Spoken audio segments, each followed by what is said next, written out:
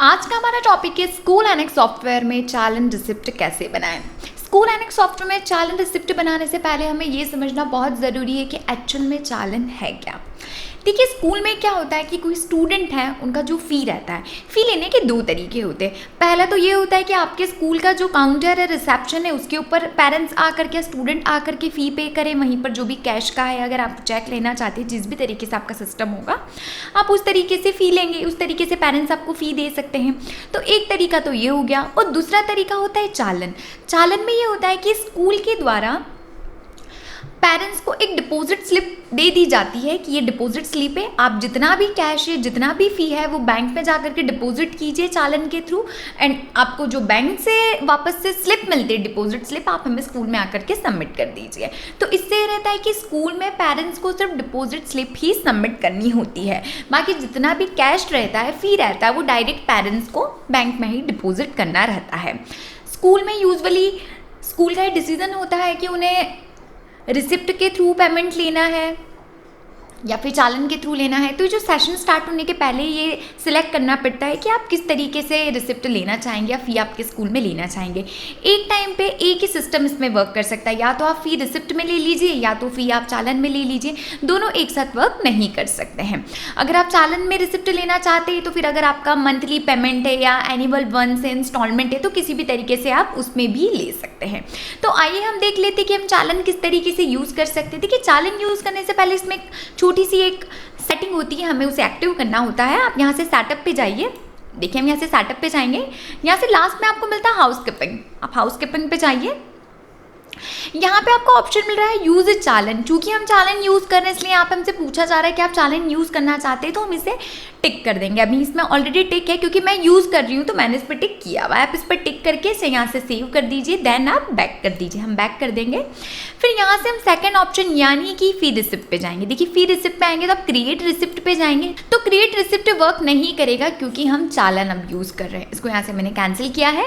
हम फ़ी रिसिप्ट पे जाएंगे, अगेन क्रिएट चालन, हम इसके ऊपर जाएंगे। देखिए, हम क्रिएट चैनल टॉपिक पे आ चुके हैं। देखिए, फर्स्ट ऑप्शन आपको यहाँ पे मिलता है सेशन। हमारा सेशन है 2021, तो हमको यहाँ पे सेशन मिल रहा है। नेक्स्ट ऑप्शन आपको मिलता है टील डेट। देखिए, टील डेट का ऑप्शन यहाँ पे इसलिए दिया गया है कि मैंने आपको बताया कि डिपॉजिट स्लिप स्कूल से दी जाती है, तो अब ये आपके स्कूल के मैनेजमेंट के ऊपर है। जो डिपॉजिट स्लिप है वो आप पूरी एनुअल देना चाहते हैं पेरेंट्स को, या 6 मंथ की ड्यूरेशन में देना चाहते हैं, या 3 मंथ में देना चाहते हैं, जो भी सिस्टम आप अपनाना चाहते हैं उसके अकॉर्डिंग आप टील डेट के हिसाब से यहाँ पर डिपॉजिट स्लिप क्रिएट कर सकते हैं। मैं यहाँ पे पूरे ईयर की ही ले लूँगी, 31 मार्च तक की लूँगी मैं। यहाँ पे हमारा जो सेशन रहेगा, सेशन 2021 है, तो यहाँ पे पूरे सेशन की वजह 21 हो जाएगा।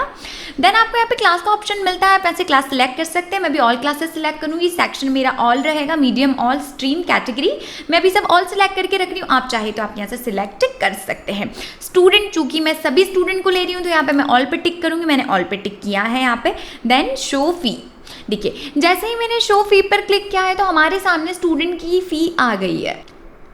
देखिए, जो हमारा स्कॉलर नंबर यहाँ पे 101 आ रहा है, तो उनकी ट्यूशन फ़ी हमारे सामने आ गई है। जो इंस्टॉलमेंट में एडमिशन फ़ी आ गई है, स्पोर्ट्स फ़ी आ गई है, ट्यूशन फ़ी आ गई है, तो इस तरीके की फ़ी हमारे सामने यहाँ पर आ गई है। तो हमारा क्रिएट चालन बन चुका है। इसको मैं यहाँ से सेव कर दूँगी। देखिए, सक्सेसफुली सेव हो चुका है। आप चाहे तो यहाँ पे जो भी नरेशन ऐड करना चाहते हैं, नरेशन ऐड भी कर सकते हैं। अगेन मैं इसे यहाँ से बैक कर दूँगी। यहाँ से अगेन हम रिसिप्ट पे जाएंगे। सेकंड ऑप्शन आपको यहाँ पे मिलता है क्रिएट चालन एडिट। आप यहाँ से चालन जो आपका बना हुआ है उसे यहाँ से एडिट भी कर सकते हैं।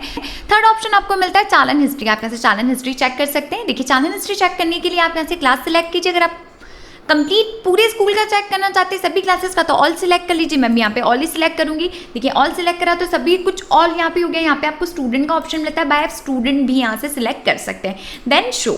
जैसे ही मैं शो पे क्लिक करूंगी तो हमारे सामने चालन की हिस्ट्री आ जाएगी। देखिए, चालन की हिस्ट्री आ चुकी है। हमारा चालन नंबर 1 है, उनका फ़ी टाइप आ गया, यानी कि फ़ी के हेड आ गए। आप इसे यहाँ से चेंज करके भी देख सकते हैं। देखिए, यहाँ मैंने इसे चेंज कर दिया है। आप चाहें तो इसका प्रिंट भी निकाल सकते हैं। इसको यहाँ से मैंने बैक किया है। अगर हम फ़ी रिसिप्ट पे जाएंगे, यहाँ से थर्ड ऑप्शन आपको मिलता है प्रिंट चालन। जो हमारा चालन है आप उसे यहाँ से प्रिंट कर सकते हैं। मैं अभी यहाँ पे ऑल ही रहने दूंगी। हमारा जो बैंक हमें सिलेक्ट करना पड़ेगा, जो बैंक का अकाउंट, यानी कि जिस बैंक में स्कूल का बैंक अकाउंट है, वो वाला बैंक यहाँ पे सिलेक्ट करना है। HDFC बैंक, जिस बैंक में स्टूडेंट के जो पेरेंट्स हैं वो अमाउंट डिपॉजिट करेंगे, वो बैंक आपको यहाँ से सिलेक्ट करना है। चालन पे मैंने यहाँ से टिक किया है, स्टूडेंट ऑल रहने दिया है, यहाँ से मैंने किया है शो। देखिए मैंने शो पर क्लिक किया है, ये हमारे जो स्टूडेंट है, मैंने स्टूडेंट को ऐसे सिलेक्ट किया है एंड प्रिंट। देखिए जैसे ही मैं प्रिंट पे क्लिक करूंगी तो चालन की डिपॉजिट स्लिप हमारे सामने बन करके आ चुकी, देखिए बन के आ गई है। अब इसे हम स्टूडेंट्स को दे सकते हैं ताकि उनके जो पेरेंट्स है या स्टूडेंट है वो बैंक में जाए और फिर डिपॉजिट कर दे। तो इसका आधा पार्ट तो बैंक में ही रह जाएगा और जो आधा पार्ट है उसके ऊपर सील लग करके जो पेरेंट्स है वो स्कूल में आपको ला करके देंगे। अब पेरेंट्स ने हमें स्कूल में रिसिप्ट यानी कि डिपॉजिट स्लिप ला करके हमें दे दी है, तो अब उसकी एंट्री तो हमें स्कूल में करनी रहेगी। तो हम इसे यहाँ से क्रॉस करेंगे, बैक करेंगे, अगेन फिर रिसिप्ट पे जाएंगे। यहाँ से आपको ऑप्शन मिलता है क्रिएट चालन रिसिप्ट। चालन की हम रिसिप्ट बनाएंगे। देखिए हम चालन की रिसिप्ट बनाएंगे, जो डिपॉजिट स्लिप है उसके अकॉर्डिंग हमको यहाँ पे स्लिप बनानी रहेगी क्योंकि उसमें स्टूडेंट का नेम डला हुआ रहेगा, स्कॉलर नंबर भी रहेगा।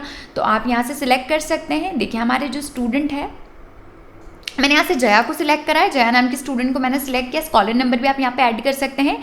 चालन पे मैंने टिक किया एंड शो, मैंने यहाँ पे शो क्लिक किया है। HDFC बैंक मैंने यहाँ पे इसके ऊपर टिक किया है।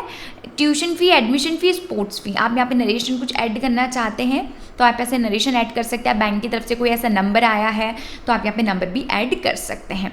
तो ये इसका चालन रिसिप्ट बन रहा है। जो स्टूडेंट है जया, उनके पेरेंट्स ने हमें डिपॉजिट स्लिप ला करके दी बैंक में कि हमने अमाउंट पे कर दिया है, तो उसकी डिपॉजिट स्लिप उन्होंने हमें दी है और उस डिपॉजिट स्लिप की एंट्री हम हमारे सॉफ्टवेयर, हमारे सिस्टम में कर रहे हैं कि इनकी फ़ी पे हो चुकी है।